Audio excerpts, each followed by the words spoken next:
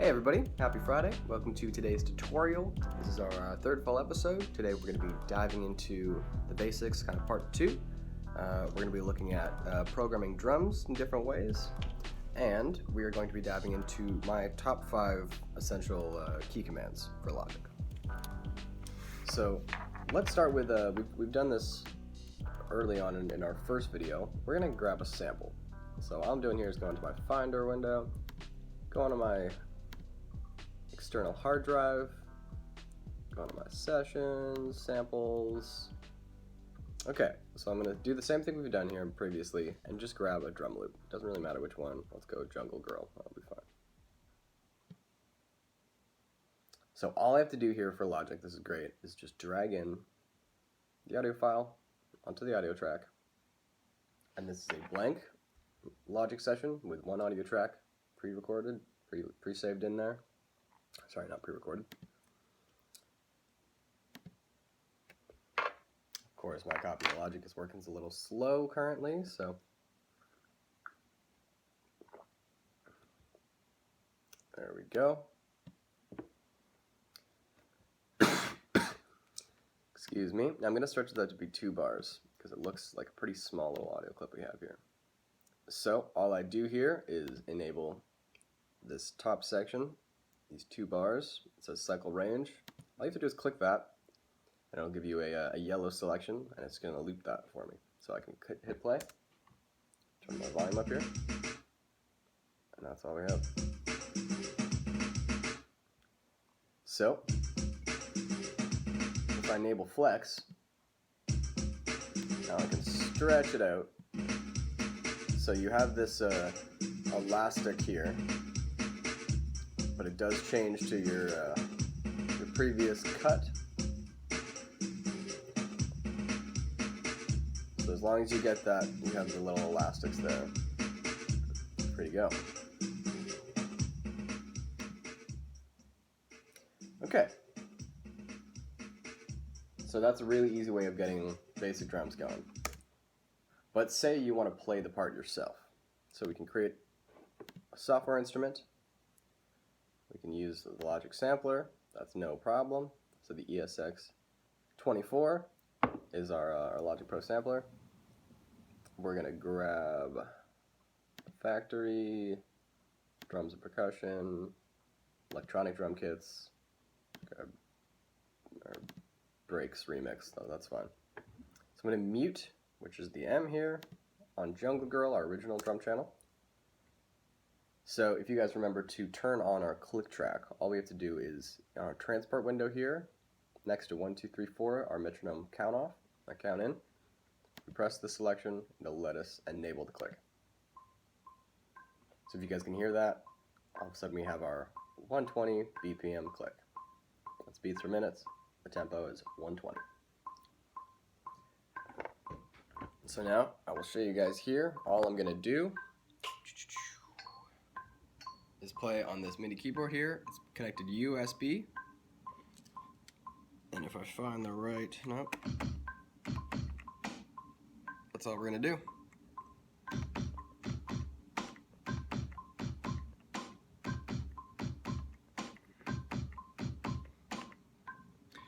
Now, this leads us to our first key command, which is just R. So R on the keyboard here will enable record. So as soon as I press that, now it's recording.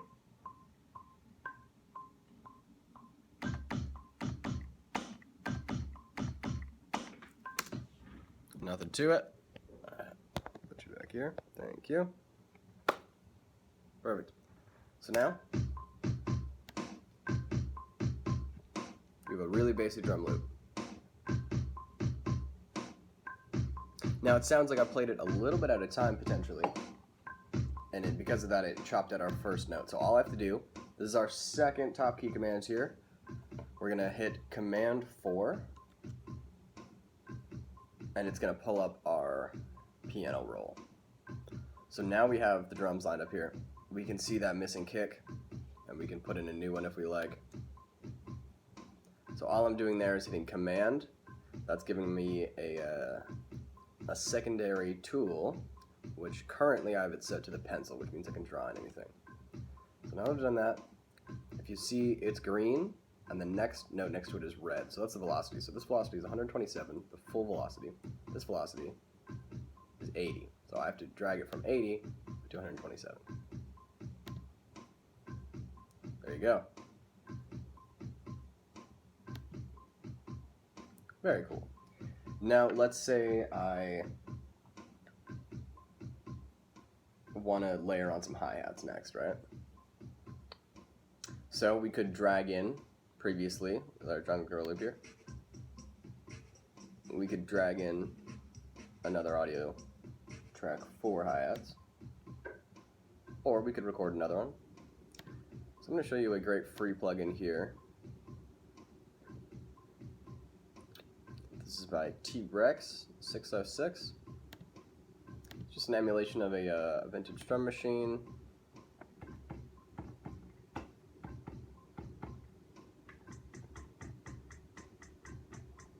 It's got a very basic, really chill hi-hat sound. So I'm going to pause with spacebar, enter to go to the beginning of the track, hit record on my keyboard, and then layer in those hi-hats, okay?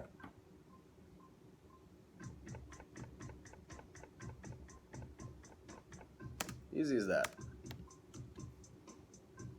So I'm going to select them all here with 2 fingers on the pad, or Command A. So Command A there. And then over here, we're in our time quantize section, we're going to quantize it to 16th notes. Great. That's already something.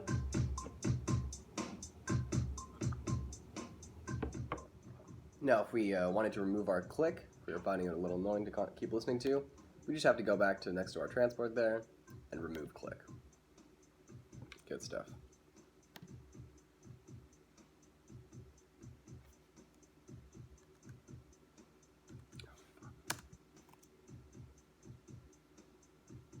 Okay, so we've just layered down our hi-hats.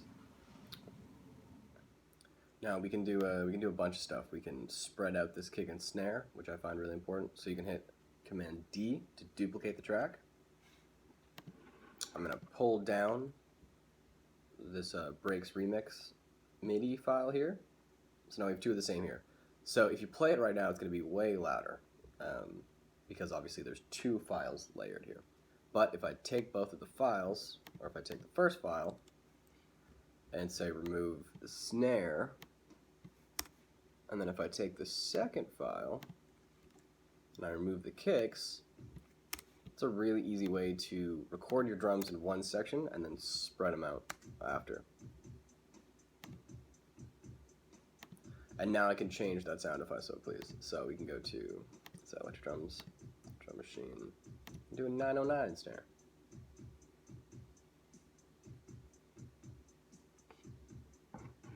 Okay. And then of course you can go back, Command 4, to your piano roll MIDI editor, and you can draw in some other notes if you want.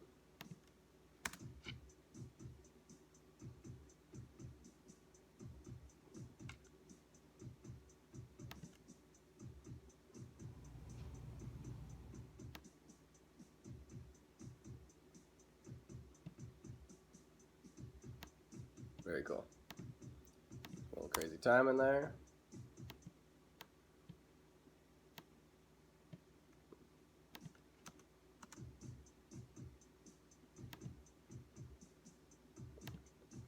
Go to the hi-hats, you can drop in a couple extra notes in there too, why not? Oh, we have to zoom in more. So Logic has a kind of interesting way it operates the grid. So if you're too zoomed out, you may not be able to see the full lining of the grid that you want.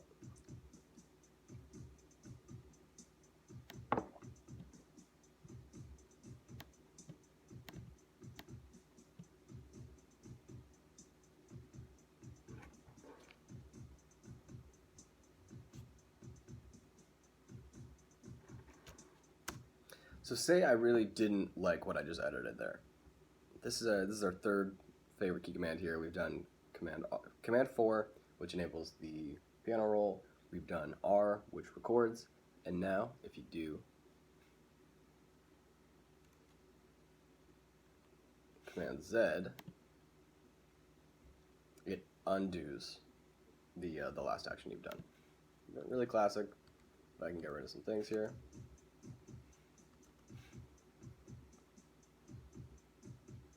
And there you go. Say if I preferred it without that extra snare head in there.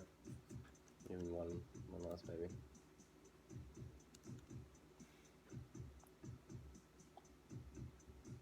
It just takes us as many steps back we need.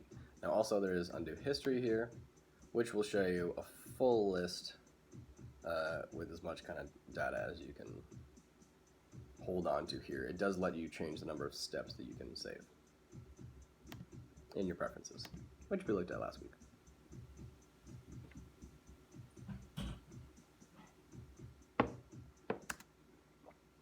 Okay, so that's Command Z.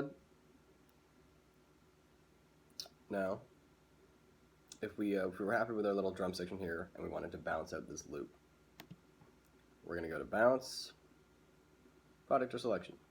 Now, if you see here, Logic always tells you the key command, so we have Command B. Just remember that. You have these sounds here. Let's add in this jungle drum, see what we sound like.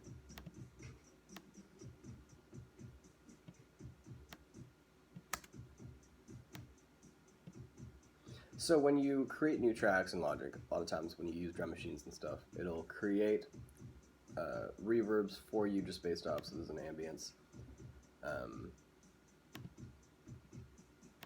Just quick sends. Oh, looks like that is it. So it's just, yeah.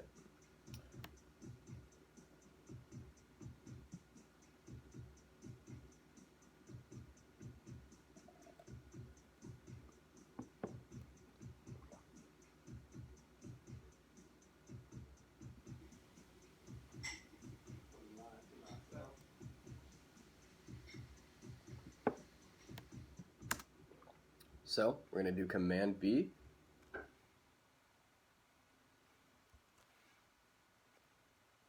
That's going to bring up our bounce window here.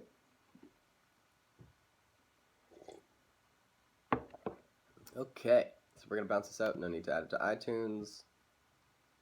So PCM, that'll be your WAV file, your MP3. So if you need an MP3 file, you can select that or deselect that. We'll keep it for now. Gives you your full edit range. So interleaves means it's going to be stereo. Split means it's going to be two separate mono files. Dithering is a more advanced concept, but it's related to mastering in that final stage. So for now, it's not going to be important, but something to look into, most certainly. Mode offline or real time. We're going to do offline. If you want to monitor the recording, then real time is not a bad idea. If there's a big reverb tail, then yeah, you'll want to include the audio tail. If you are selecting with the yellow region selector here, it's going to cut it off exactly at that. So if there's any reverb or anything happening after the fact, you're going to miss it essentially, unless you enable that. Normalize. So this is going to bring it up to kind of optimum level. We're going to keep that off because I have the tracks where I like them already. There's no need to change that entire volume at the end. I wouldn't trust Logic's algorithm on that. So we're gonna, okay. Session, we're gonna call this the break. So it automatically saves it in the folder for this file inside the bounces folder. So you can see there's audio files, which has the one audio file we dragged in, freeze files, impulse responses, samples, ultrabeat samples. It creates this ongoing list of folders based off what you've created. So now we're exporting the bounce. Great. Command S, another huge key command there. And we have bounced out our sample. So if we want to go back and find that sample, actually, we can easily do that just by finding the original folder, bounces, grab the WAV file, drag it right back in. And now we have the original loop and now the bounce loop. It should sound exactly the same.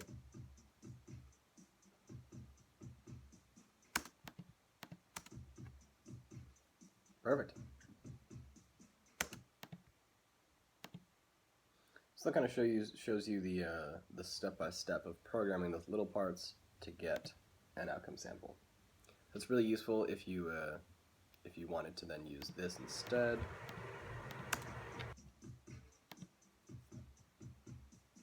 And it just saves you from having all those previous tracks.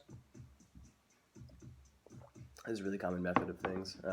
This is a kind of traditional way to record by bouncing down tracks into a new one and adding layers of that. But you have to be really precise on your levels, and your decision making has to be pretty spot on. You got to know what you want moving forward. Otherwise, if you delete these tracks or if you don't have these hidden somewhere, you're not going to be able to go back to that step and say if you want to add just a little extra kick. You're not going to be able to do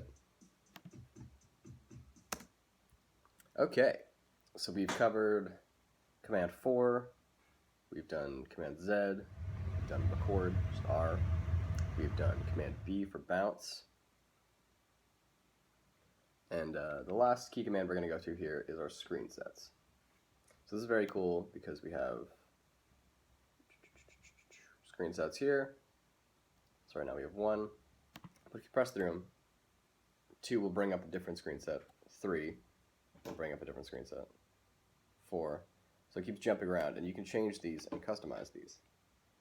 So 1 is my home screen, 2 is a much smaller version. So you can see here now, you can see the recording voiceover in the background. So that'd be a really easy way for me to just check on the voiceover and then switch back to 1 and not have to worry about that. So all I'm doing there is pressing 1 through 4. And that's similar here.